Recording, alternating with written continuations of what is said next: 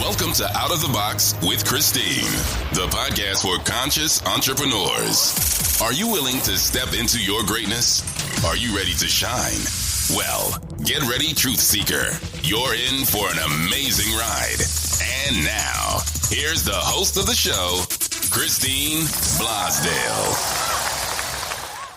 Hello, everyone. Welcome back to Out of the Box with Christine. I am your host, Christine Blosdale, and you are in for a treat today because my guest, oh my goodness, Sage, I've been wanting to get you on the show and talking to you for a long time, a very long time. So I'm really glad that you're here. My guest today is the fabulous Sage Taylor Kingsley, and she is known as the Prosperous Goddess. That's how I really know her.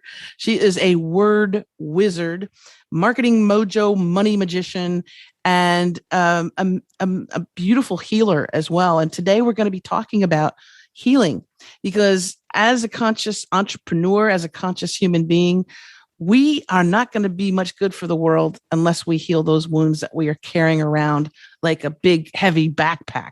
So I want to welcome to the show officially, Sage Kingsley. Thank you so much, Sage, for coming on.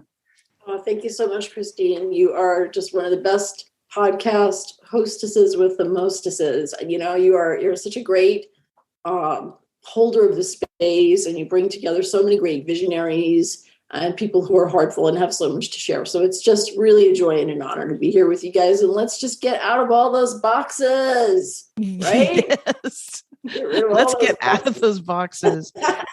And my favorite thing is to bring master teachers to my audience who can help people get out of their own way in many respects. The things that are holding us back, those subconscious thoughts, those beliefs and things like that. Now, what you're working with and what you have been helping many, many, many people with is this thing called the mother wound. And I, when I first heard about that, I was like, I don't have a problem with my mom. That's the first thing, right? And then I dug a little bit deeper and, was reading what you were talking about. And it's more than that, isn't it? Right. That's so true. Yeah. And really, I think it helps to understand what the mother wound really is. And so if I can share like the definition that I've kind of come up with over the last few years as I'm diving really deeply into this with people, the mother wound is all of your traumatic or painful patterns and your inner programs relating to your mother, yourself as a mother, and your connection with the divine mother, feminine power, feminine energy. And that's also the energy of creativity and the energy of life itself. So when you broaden that and you go, okay, wait, it's not just about my relationship with my mother, although that's an important piece for a lot of people, right? It's also about you as a mother, if you're a woman, or if you didn't become a mother, the ways in which you show up and nurture in the world, right? And your choice that maybe you've made to not be a mother, or yourself as an auntie or a mother of pets, or, whatever, right? Different ways like that. And then when we really get to the deepest level, and this is what was so beautiful, as I was healing my own mother wounds, I have two, because I have an adoptive mom and a birth mom. So I had a double dose of two totally different sets of mother wounds to heal, which is why I had to step up and learn this really deeply.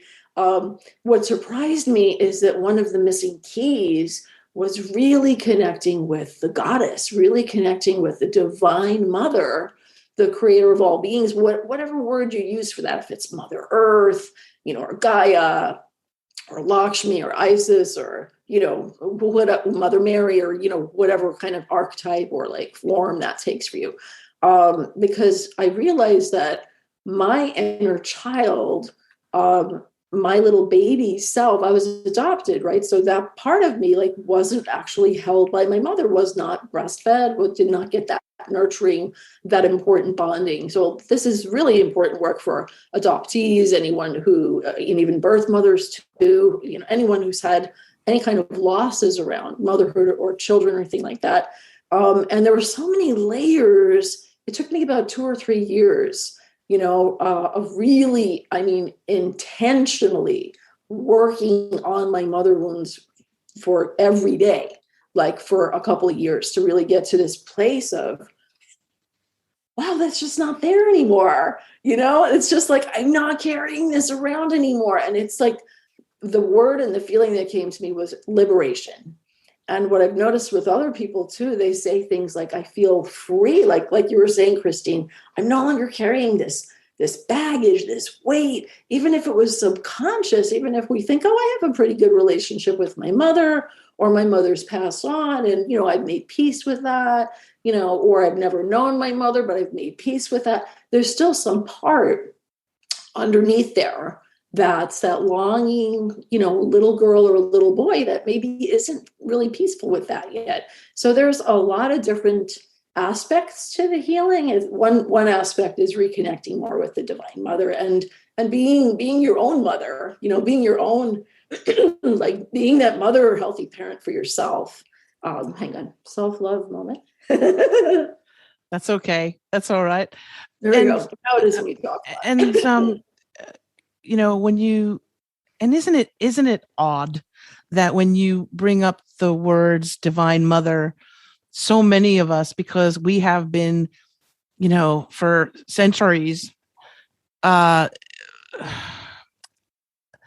plagued with this dogma of a male god, a father figure, right, a vengeful god, an angry god. I mean, let's face it, until just recently, you're born in sin and you're going to go to hell unless you do this and go through the priest or go through the church in order to gain, right? But we've never, ever been taught or guided to connect with the Divine Mother. And so that concept, for many people that are watching this or listening to the podcast, they may be scratching their head going, what is that? Can you dive into a little bit more for our wonderful listeners and viewers?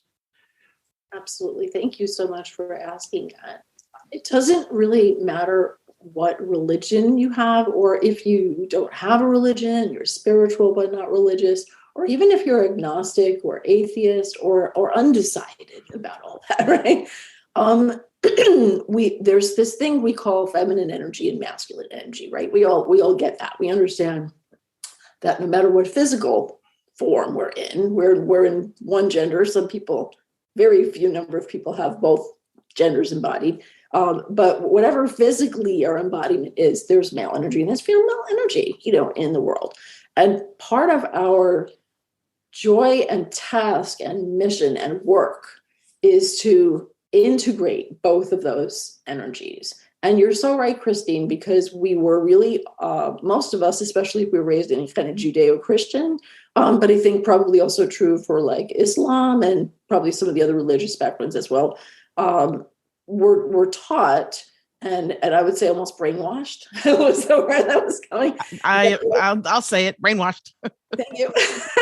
that God and that all that's divine, all that's holy, all that's sacred, and even from that broadening out to all that's good even is male, right? And there's this whole like demonization of femaleness, right? And we've seen that with like, you have to use all these douches and your smells are bad and your liquids that come from you are bad. And, it's just forget about like when you're on your period, you're like, this crazy screaming Mimi that can't be trusted, all these incredible judgments. And it's not only men that have had those judgments of femaleness, but we have also internalize them. And that's even when we're putting ourselves in jail, right? The jail, the chickens that were kept in too small of a cage, and then you open the door, they still stay in the cage, Yeah. It's like that song by the Eagles, never realizing that I had the key, never even knowing that I had the key to unlock my own chains, right? So we have the keys. And I am not the goddess-oriented teacher and feminist who says male is bad. No, male is not bad. Male energy can be used for protection, for empowerment, for action. It's the yang, fiery doing principle. And we all need to be good at that, right? Yes. We also need to honor the feminine, the being, the allowing, the receiving, the intuiting, right? And they both have creative aspects. So making not only peace with, but really fully embodying our divine feminine as well as our divine masculine as holy, as good, as sacred, and in a way that's brought to earth, that's brought fully embodied. I talk about embodiment, empowerment, enrichment, and enlightenment, and we can have all of that. So imagine what this world would be like, right, if we had so much more of these feminine principles of creation and collaboration, and inspiration and intuition. Exactly. We're both said intuition at the same time. Ding, ding, ding, ding. Yeah. So it's so important. And I think many of us really smart women, really go-gettery women, have leaned more toward our masculine energy because we're like, hey, I don't need anybody to do things for me. Like, I'm strong. Like, I can do that for myself. I got this. I'm Superwoman. I'm Wonder Woman. Woo woo. And I love that vibe too. But we also need to know when we need to receive, and when we need to. Can I cuss on your show? Go right ahead. Slow the fuck down. We need to just stop and let go and breathe and say yes to being supported, so we can give, and we can do, and we can create and produce and prosper from an overflowing place. And that self-love is one of those most important keys. And that's one reason I love you and your work so much too, Christine, because you get that. You had a post recently that was like, self-love saves lives, right? And when I saw that, I was like, oh, yes. If we could just all be raised with that and raise one another up and ourselves up with that, with true self-love and self-celebration. And, that doesn't mean I'm better than you. It means that I am worthy. I'm worthy of all the pleasures and treasures. And so are you. And so are you. And you and you. All exactly. of you. It's not a selfish kind of thing. It's that we all are. And isn't it interesting too, the way that we beat ourselves up? I mean, this just seems to be just an epidemic in many proportions, especially with women, but also with men, because we're not living up to these standards, quote unquote, those air quotes, those standards that society has placed in front of us. You don't look a certain way. You don't make a certain amount of money. You live in a strange neighborhood or whatever it is. We're constantly comparing ourselves to other people. And, and we haven't even gone into the mother wound per se, but we already right out the gate, we're comparing ourselves with other people. And of course, if you're seeing people that are, on social media and that are, every picture is really, we're living the high life, and you compare it to your life, you can go, hey, you know what? I'm less than. And this is what the message that I try and get through with these podcast episodes is that's silly talk, basically. Yeah, absolutely. Everyone has such beautiful, unique gifts, and we just want, like with the programs, we want to help people get through the muck, the mud, so that they can run and they can fly. That's the whole idea. So diving back into the Divine Mother, and I know that you said earlier, you can picture the Divine Mother in different ways. Some people picture it as Gaia, as Mother Mary. I know for me, even though I don't know anything about her, for some reason, the image or the energy of, is it Kuan Yin? Yeah, Kuan Yin. Mm-hmm. Kuan Yin. I don't know anything about her. I just know that I feel her presence. I can feel that energy. And are you familiar with Neil Donald Walsh and Conversations with God? Yes, I have read all 4, I believe, of the books. And it was cool because way back when book 1 came out, I wasn't doing any channeling. I didn't even know what that really was. If anything, it seemed like a weird thing that was a little scary or like fishy. What is he doing? What is that? What I realized when I was reading the book, I was like, oh, he's tuning in. He's listening, And I love in the book one where he's like basically writing like almost an FU letter to God. He's like, you let me down. My life sucks. I'm divorced. I'm homeless. Everything's falling apart. Like, I don't even believe in you. And all of a sudden God's starting writing back to him. Right. And it's like, well, hey, here's the story. And it's always about love, right? It always comes back to a message about love.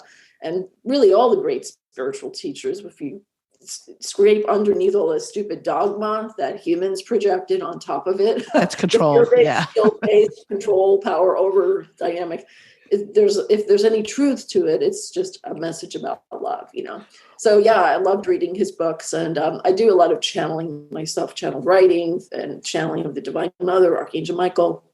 And we can learn, all of us, we are all intuitive. We're born knowing, we're born like little Buddhas, little goddesses, little, Christ-like beings of just pure love and light. And then all the other crap is just like placed on us. Yeah.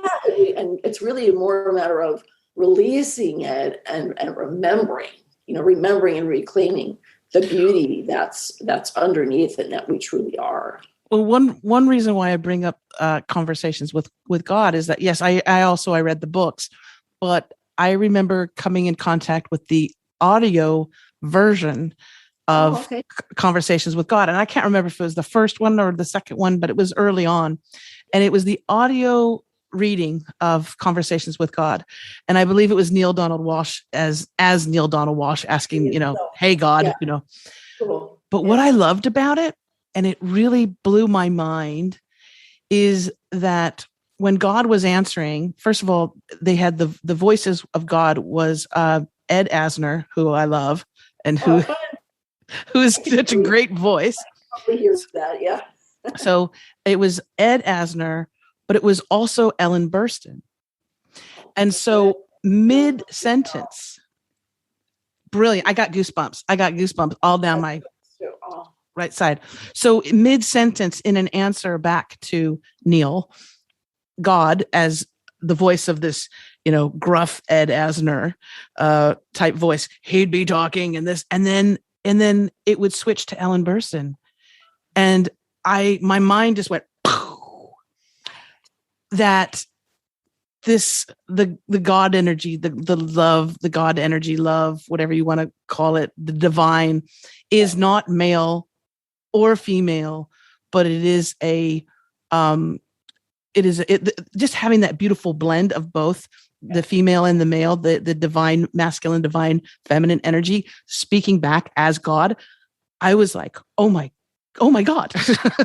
Yeah, it was right? really paradigm shifting and mind blowing for you, and expansive for you. And that's I think the missing piece about the mother wound, healing the mother wound and the mother wounds, also the sister wound. That's an interesting thing that came through my work as I was leading a group of women through the mother wound healing.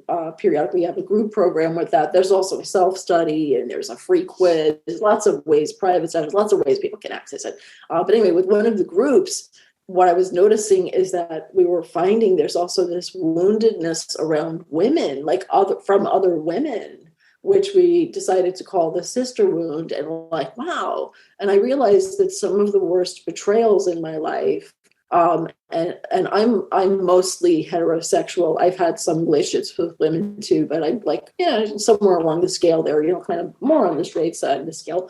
But I realized that most of the worst wounds were not male romantic sexual partners. They were like from female friends or like sister type, women my age, basically my generation, right? It's like, wow. So there's a whole other thing that came out as we were teaching and leading people through the mother wound healing, of healing the sister wound, so that we can really feel safer and feel seen and heard, and in our relationships with other women, and no longer have these dynamics where we're the only one holding up the friendship, or we're doing 90% of the work, whether it's with a sister or a cousin or a collaborator, business partner or a friend or whatever. So it's interesting. It really helps us heal our relationship with femininity within us, and with our relationships with women, and how we show up as women, who are also comfortable with our masculine energy and with other people's masculine as well as feminine energy. But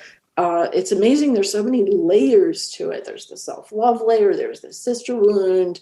There's the what happened as a child when you were when you were a little girl or a little boy, even. What happened for you? What about in utero? What was going on? That is really big, because people think it's about what happened to you once you've come to this planet and you're walking around. But what happens when you're in the belly of your mama is absolutely there's really important pieces there. And there's also, I think, a huge, a really important element, which is the generational and ancestral aspects, because with that, we haven't even gotten into that. Yeah, I know, right? I mean, there's like so many hours of conversation here, right? Our mothers are the reflection of how they were mothered, right? And they're from how they were mothered. And you kind of go like, wow. So one thing I love helping women do is heal that all the way back to what we think of as first woman or first mother.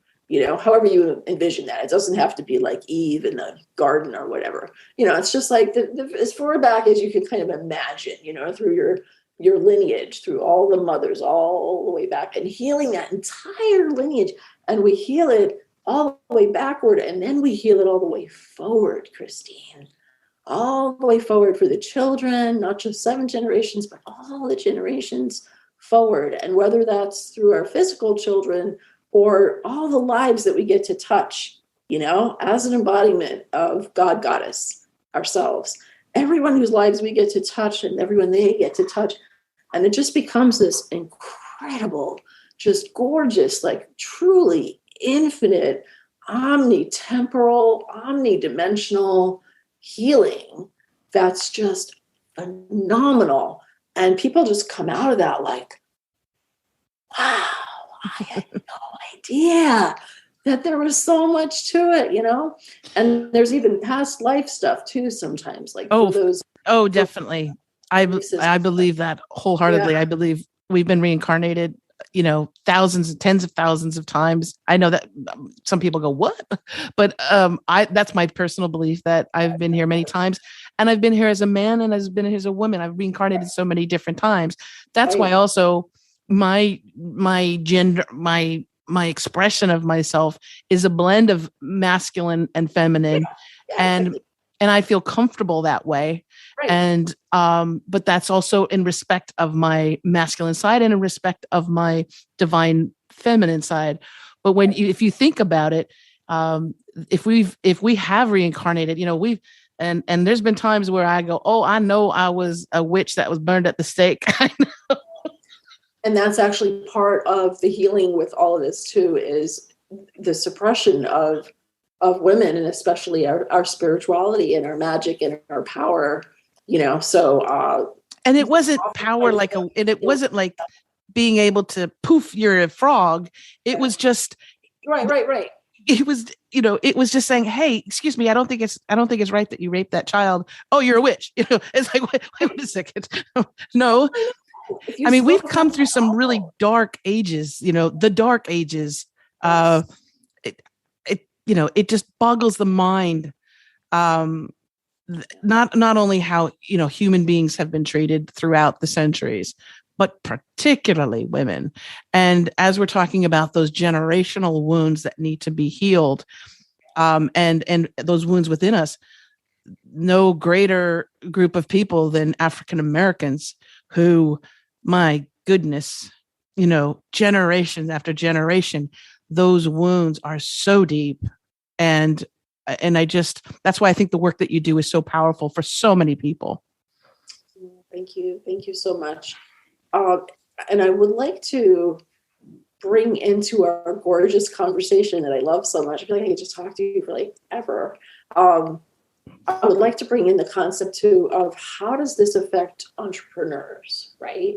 As conscious entrepreneurs, as people who were visionaries, we have a message, we have a mission. We sometimes need to be more aligned with it, more clear about it, or more bold, more confident, more out there, more out of the box, and shining more brightly in the world. So well, I was thinking about this morning, and like, how does the mother wound specifically, how does healing that liberate entrepreneurs? Right. And I would love to hear your thoughts on that, Christine, because I bet you'd be really good at connecting those dots. And then I'll share some of my ideas too. What do you think happens for people who they have this type of woundedness of suppression or feeling less than or feeling judged, or maybe they had a narcissistic mother or someone who wasn't available, or maybe they wanted to be a mother and they never got to be a mother, or maybe they lost a child or they're estranged, from a child or children, or they just feel disconnected from their femininity and from the earth, from their body, right? All of these pieces, any of these could be the case. What do you think would happen for an entrepreneur when they break free from all of that stuff and they really come fully into their power of love? And the sky's the limit. The sky's the limit when you're able to recognize what those wounds are and not judge it, and not judge yourself or beat yourself up about those things. If someone is in a family where there is a narcissistic mother, that is difficult, because your neuron, and same thing with an abusive. If you've been if your mother has been, or parents in general have been physically abusive or sexually abusive or verbally abusive, those neurons, those neural pathways have been pretty much dug in, and that's what you expect. I am worthless. I don't deserve to be happy. I'm useless. Those things, if you were treated that way, and even if you're 20, 30, 40, 50, 60 years old, even though you're trying to be successful, of course I want to be successful. Of course I want to provide for my family. Those wounds, those deep-seated wounds, are going to hold you back in many respects. For me, even though I was surrounded by a beautiful divine mother energy with my mom, with my mother, who suffered tremendously with my father, and finally decided to leave when I was like 2 years old, because it was just got to that point where she was, I can't, couldn't do it anymore. Yeah. And so, but she was so loving and nurturing to me and said, you can do anything. You're beautiful. You're wonderful. And then my grandmother, who, I just talk about it and I get all teary, because her presence is with me all the time. Very loving, very, very, a part of me, my grandmother. Right. But as a child, I had an abandonment issue where, even though, because I just wanted to be with my mom or my grandmother all the time, and the situation had to be where I had to be with my dad. And that felt like I couldn't understand it. Of course, I couldn't put it into words, but it felt like being abandoned. Even though I still got to see my mom, on the weekends and things like that. But I remember having such great depression on Sundays, because Sunday night meant I had to go back and I wasn't going to be with my mama. Right. So until I realized that wound, right, you apply it to your relationships. If someone that you're crazy about doesn't return a phone call or a text, right, all of a sudden you're like, what's wrong? Are you abandoning me too? You may not verbalize it, but that's a wound that is going to be your first response. Right. And the same thing if you have a client or a potential client and you have this great presentation and you're like, this is the person I want. Oh boy, I can't wait to get them to work with me as a student or a client. And they don't return your call, or they say, you know what, it's just not right for me. We can take it personally if we don't deal with those wounds. Does that make sense? Am I on the right page? Oh, absolutely, girl. I love everything that you just shared. That's so true. And it's so important. And even though your adult self understands that your little girl didn't do anything wrong, that mom wanted to be with you, your grandmother wanted to be with you, and you tell yourself that, and your mom, in your case, your mom and your grandmother even told you that and showed you love, but there was a circumstance that got in the way of you being able to be physically present with them. So some part of you internalized well, maybe they don't love me enough, or maybe I'm not lovable enough, or maybe there's something wrong with me, or maybe I made them mad, or maybe they're punishing me somehow, or, maybe they wish I was a boy, or maybe they wish they didn't have me, or, you can get into all these kind of weird things, and you're just a little freaking kid, you're a little kid. So, all these kind of things, right?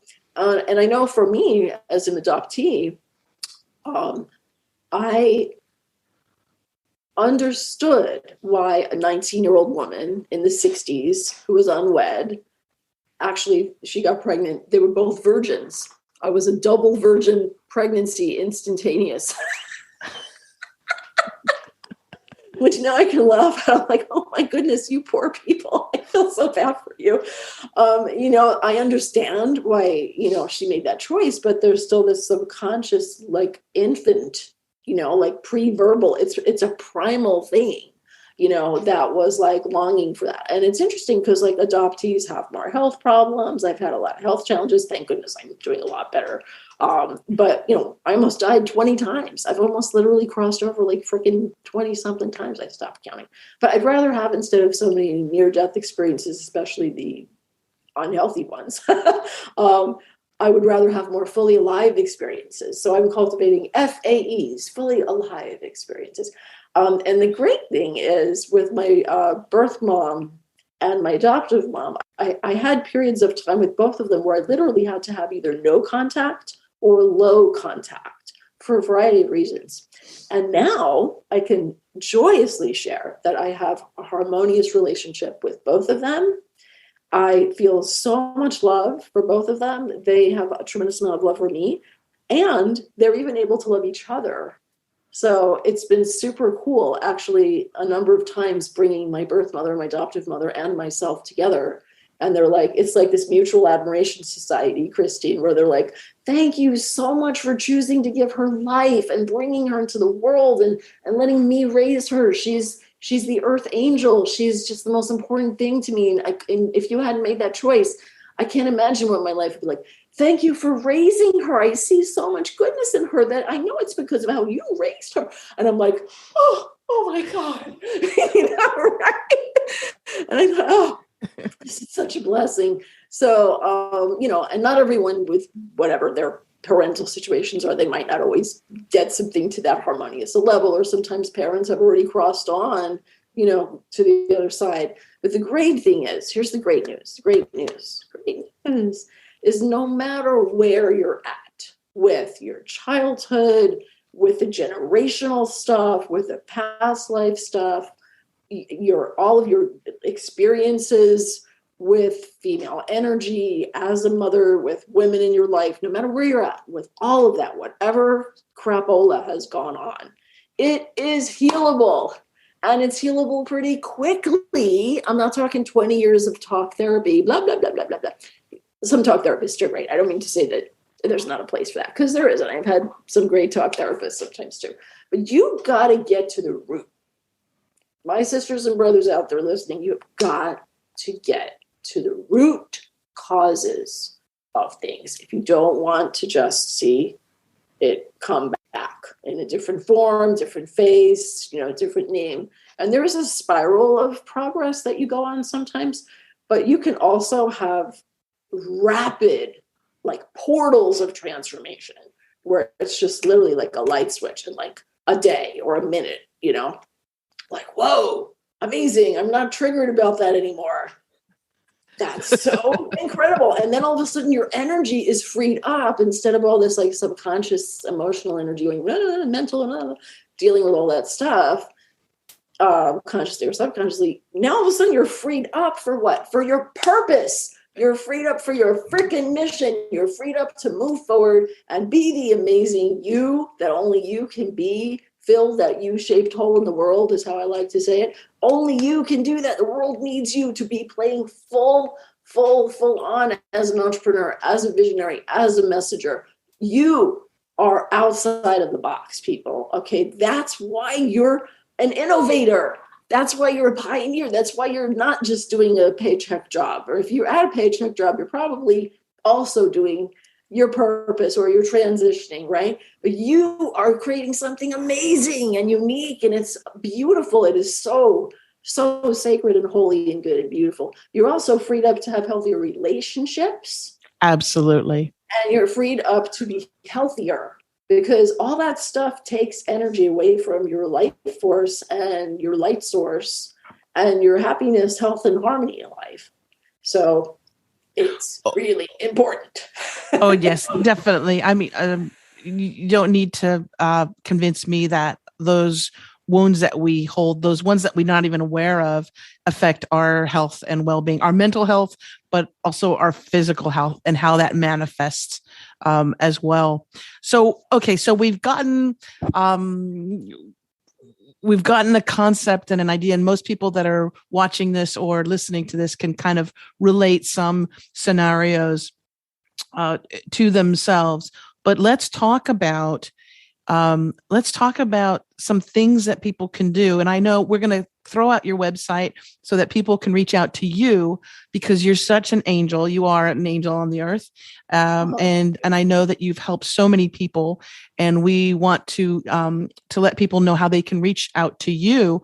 But let's say let's say you are a child of a mother who was either emotionally not there or who was mentally not well, and they themselves had been, maybe abused, but they weren't the mother that ever, they weren't the June Cleaver. Let's put it that way. Nobody was June Cleaver, not even June Cleaver, but let's say we are someone whose mother was not well, and either they're still here, on this planet, or they've passed on. How do we begin to heal that mother wound?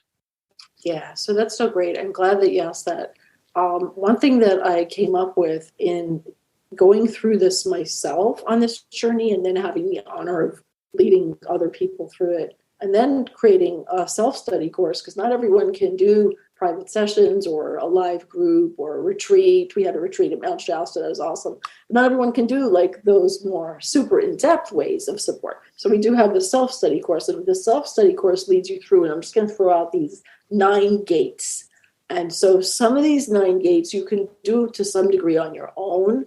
And some of them you might go, oh, wow, I need some help with some of those more than others, right? So having kind of a framework for the journey to fully healing the mother wound can be really helpful. You guys can find these 9 gates on my website, motherwoundhealing.com. If you're not able to write them down right now, don't worry. You can pop over there and you can catch them over there. So the first gate is healing your inner child. So even if you think your inner child's okay, there's another layer there. There's more layers, more levels, more lifetimes of stuff, right? So healing your inner child, one of the greatest things you can do about healing your inner child is learn to play more, right? Because we have all been so suppressed of, your imagination, you're just imagining that. And, that's not real. That's, stop being goofing off, right? All this kind of voices that we have heard and messages that we were given. So make a date. This is your homework. I call it home love. I call homework that I give my students and clients home love because homework sounds like high school, and home love is how you love yourself more. So one of your home loves is boys and girls. Yay, girls and boys.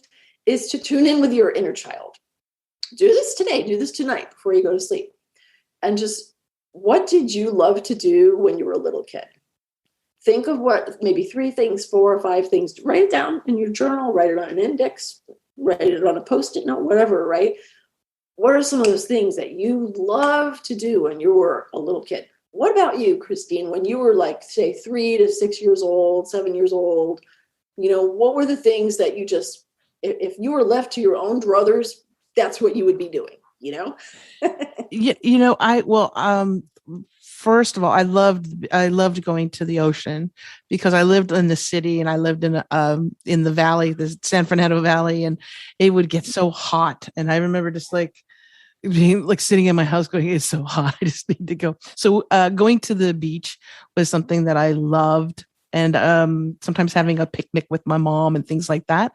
but also I was alone very much. Luckily I had a really good imagination. And so I would explore and use my imagination and pretend like I was a scientist, a mad scientist in a lab, or play store. I loved playing store. Did you play store? I did. Playing store was so fun. Yeah. Yeah. So you have or something. My grandmother would have whatever it was, if it was a coffee can or egg carton and things like that, and I'd have in my little store. Would you like to buy some things in my store, and whatever it was, orange juice cans, whatever I could. But I loved playing that. Yeah. Should I play that now? Yeah, you're so cute. Can I have 3 of those? I want to buy 3 of those. Yes. Okay, I like 3 of those, honey. How much is it? Totally. And I actually had a toy register. Exactly, I had a toy register, so that I could once I hit the buttons, when you hit the magic button, it would ding, and the little drawer would come out. And it was fake money. It was like Monopoly money. But I was already an entrepreneur back then. I was like, yeah, that's right. Okay, it's on sale. You're totally reading my mind. I'm like, see, little tiny Christine is the entrepreneur. I wonder how many of us entrepreneurs loved playing store, or were like setting up lemonade stands, or selling like little things that we were like. I sold so many things. Coming up with like selling things, yeah. And that's actually really healthy and cool to have that concept that like, hey, I have something of value and I can get paid for that, right? That's thinking outside of the box. I love it. That's great. Yeah. What about you? Yeah. So I liked doing that too. I also loved anything with animals and anything with reading or writing.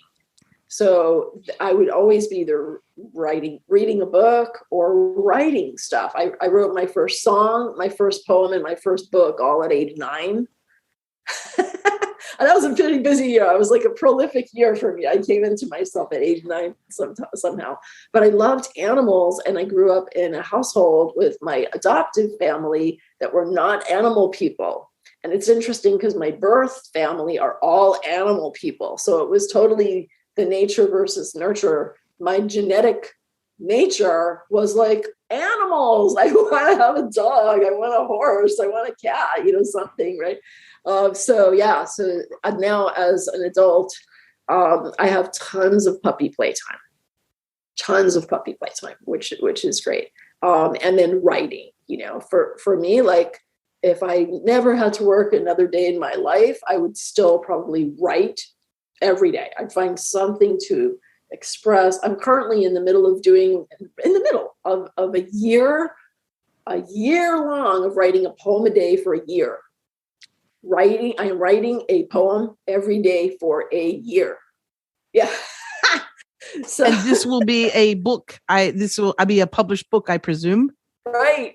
Absolutely. It might be one book or it might be multiple books. I'll see how I think you can do a calendar book. That's a neat idea. Calendar. And not like a wall calendar, but I'm saying like the little calendar. So January 15th is here's the poem for January 15th. Yeah. I see it. Yes. See, so everybody's home love is to think of at least 1 or 2 or 3 things that your inner child loves to do.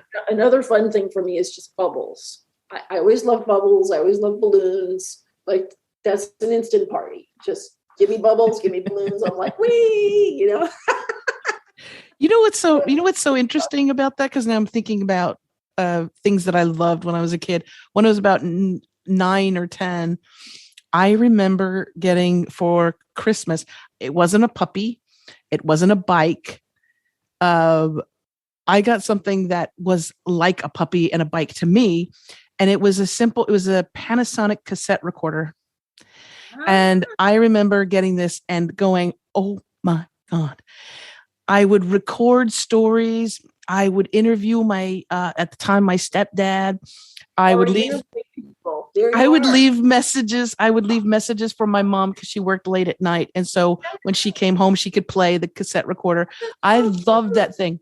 And lo and behold, I become, a radio producer, on-air host, and podcaster and podcast. Isn't that weird? I think it's just so aligned and so beautiful, really, because it's like the signs of who we are were present in when we were little. And Yes. in our play, especially, like, and I love to do things with writing. I have a copywriting business. I'm a selling author and a poet, and also, this is my journal, right? I always have a journal, like almost within a foot of where I am, because I get inspired and I'm old fashioned and like to write things down. So for you, the audio and having the store, like those signs were already there. So let's pop onto the gate too, because I know there's so much to cover. Now, here's the thing with each one of these gates, you guys, there are things you can do for yourself, right? That are like the lighter things, the easier things, or maybe that gate's not so hard for you, or you're pretty much already like living it pretty well. But other ones where you're like, ooh, I don't know how to do that. That's hard. Or, if you feel stressed about it, if you feel like, oh God, that's going to be intense. Or if you're like, oh, I don't want to deal with that right now. That thing that you don't want to deal with right now, that's probably the exact thing that you need to deal with and that you need support with, right? So reach out to me, reach out to Christine, reach out to who you feel like reaching out to get support you need. The next gate is maybe the kind you might need support for. Maybe it's forgiveness and loving kindness. So when we have, the first thing is to allow ourselves to feel the anger, because we were not taught or told that it's okay to feel anger, especially we women, right? That's not ladylike. You're a bitch, right? I mean, all that kind of stuff, right? So there is a layer of anger to allow yourself to feel. And what happens is there is kind of a spiritual bypassing that goes on with a lot of well-meaning people who are like, just sprinkle love and light on it. I'm just get my love and light sprinkler, and I'm just going to shake some love and light on it. I'm just going to make all the bad stuff go away. You got to go deeper than that. You can't just sprinkle love and light and be like, okay, I'm going to do my whole Ho'oponopono, and I'm going to say, I forgive you and I love you, and do my affirmations. I do those things too. I do all those things. But when there's some deep unhealed stuff under the surface, you can't just go straight to the love and light stage. You got to dredge that stuff up, learn what you need to from it. Sometimes you need to have a conversation with the person's highest self or with their physical human self, releasing rituals, hypnotherapy, shamanic healing, NLP, EMDR. This is where you kind of call in like the big guns and you get the support where someone can hold the space for you. Because it's, even for myself, I had support too. I did a lot of these 9 gates on my own, but there were some of them that I was like, I need some help for that. That's really like icky, comfortable and painful. And I don't want to go there. So, but when you get past that anger, you turn the wounds into wisdom, and you get the gift from it. That's when you can access the gift in that experience, because there is a gift and there is something beautiful for you in there. But you don't find it just by going, oh, love and light, it's okay, I forgive, I love. You got to really go kind of deeper into that, right? So that's gate 2, is the forgiveness and loving kindness. And I'm going to tell you a fun story. While I was going through all this healing with my birth mother, I was really mad at her for a few years. And there's a reason for that, not just the original abandonment. But on my 50th birthday, she did not show up to an intimate lunch to celebrate me on my 50th birthday. She just did not show up. And I spent 45 minutes bawling my eyes out in the car, screaming and crying. My husband thought like, oh my God, it's like somebody died, but like worse. The worst cry I've ever had in my life, crying. And I couldn't have much to do with her for like 2 or 3 years after that.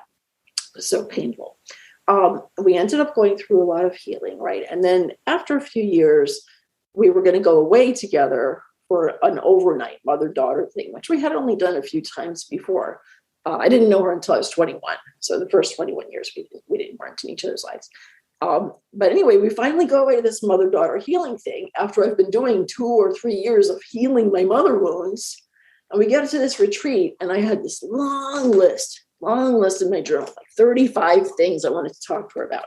We're going to go over all these points, and I'm mad at you because you this and this and this and this and this. We get to the retreat. And I said, I brought this really long list of stuff to process with you. I don't feel like talking about any of it right now because I just feel so happy to be with you.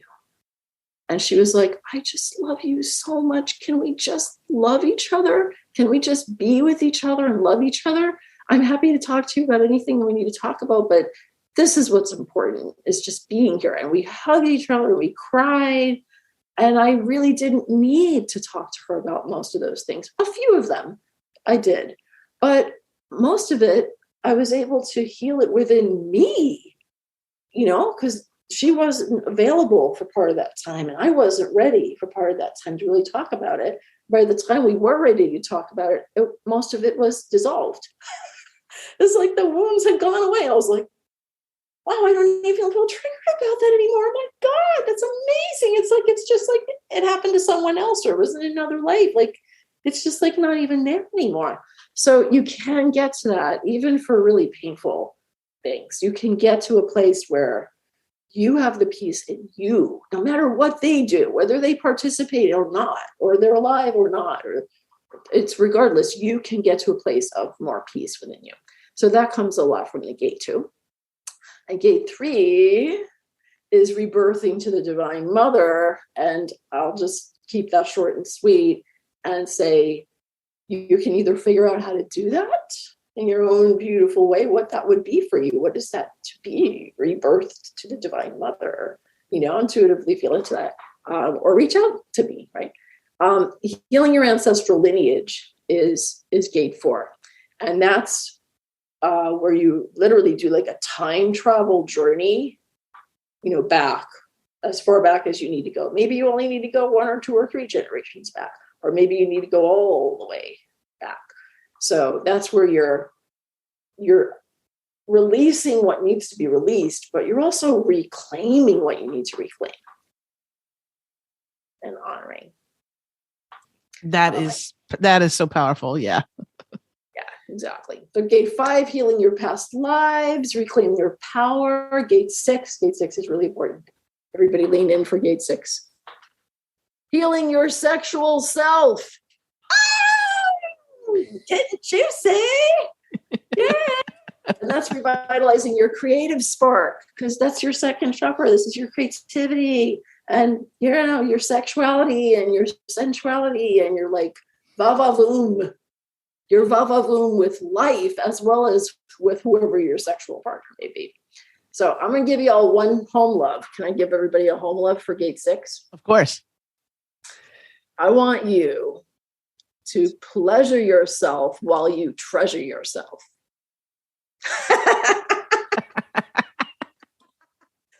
Go only on Out of the Box with Christine. My guests say, okay, you are to pleasure yourself while you treasure yourself. Absolutely. We give fun home love around here. So yes, have fun with that. And then you can come back onto Christine or my Facebook groups and tell us that you had fun. We don't need the juicy details because that's between you, yourself, and you.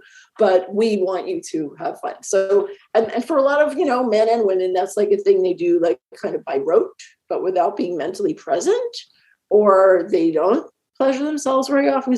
That's like, well, I don't have a partner. So like, why bother kind of doing all that? Or there's some other deeper stuff to heal. And that's why we say, while you treasure yourself. So that's the missing piece. It's like, actually, like, make love to this incredible temple that you have, right? And that's just as important if you're partnered or if you're single. It's either way. And you can get to where you're actually making love with life. That's my mission. And that's how I strive to live the day and, just make love with life. So, you are amazing, and thank you for allowing me to share that, Christine. Of course. Yay. So gate 7, and you're kind of getting a sense, I think, all of you as you're listening, that these things are kind of like a cumulative sort of journey, right? Each one kind of helps you go deeper with the next one. So gate 7 is awakening your divine goddess essence. That's connecting with that goddess part of you. Again, whether you're male or female, straight, gay, something in the middle, doesn't matter. You still have a goddess essence, and it does matter. And gate 8 is aligning with your sacred purpose and your earth mission, because you're going to have, by the time you get through gate 7, you're going to have so much more energy and just zest and aliveness. What do you do with all this energy and aliveness and creative, like, zing? You want to do something great with it. You want to share with the world. You want to make a bigger difference and be more prosperous too, have a bigger impact, right? So we get to that. And then gate 9, I like to play with words, as you know. So we call it going through your yoni-verse portal, your yoni-verse. Your yoni is your feminine, sexual organs there, your vagina and all your vulva and all that. That's a Hindu Sanskrit word for that is yoni. Going through your yoni-verse portal into ecstasy and bliss. So you have some home loves and you have a framework and you have kind of a concept of the scope of the journey. And you end up through portal 9 going to the universe in your yoni-verse. Your I love it. Yes. Woo! I love it. Oh my gosh, I could talk to you forever. And I hope you can come back. I know that I would really love to have you come back and talk about the power of words, because as you know, there's a reason why they call it spelling, right? Yes, magic. It's magic. Words are so magical. And I just want to say thank you though for sharing your words and your wisdom with our listeners and our viewers on YouTube. It's just been such a magical time. I'm so looking forward to having you back.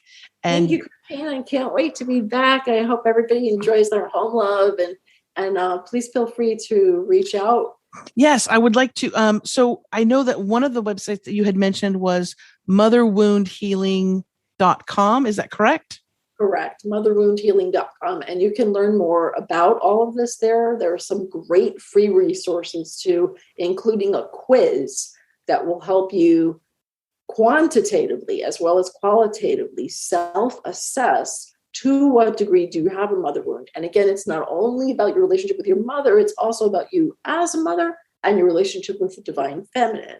So all of that, you're going to come away from that quiz with some real good insights. And then also, if people are interested in working with you and having you help them guide through this process and many processes, what's the best place? Is it still motherwoundhealing.com, or is there another website? Yeah. So motherwoundhealing.com, there's a place there where you can apply for a no-cost complimentary call with me. Oh, brilliant.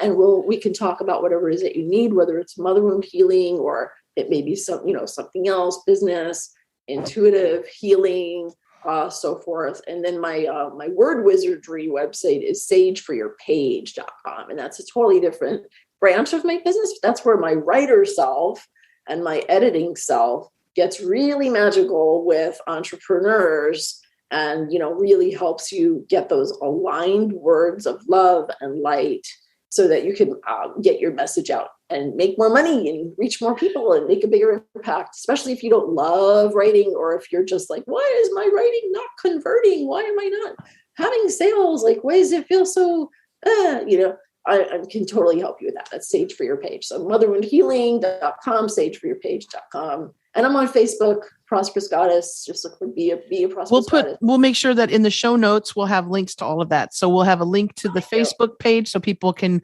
be part of your community. We'll have a link as well to the motherwoundhealing.com, and we'll have a link to the sageforyourpage.com because I want people to get in touch with you. And folks, again, you definitely want to take her up on the absolutely generous offer of her energy and time by having a free call, a free consultation.